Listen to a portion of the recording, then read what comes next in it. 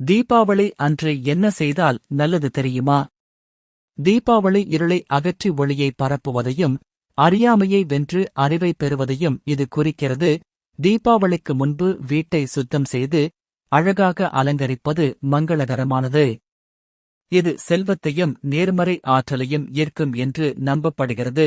தீபாவளி அன்று காலையில் பிரம்ம முகூர்த்தத்தில் எழுந்திருப்பது மிகச் சிறந்தது.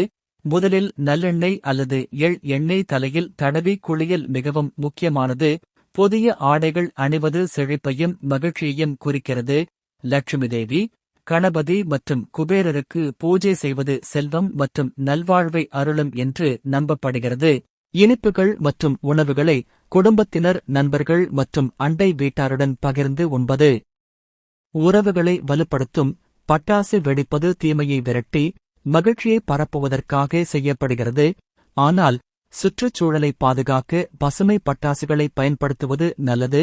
ஏழைகளுக்கு உணவு, உடை அல்லது பணம் தானம் செய்வது புண்ணியத்தை தரும்.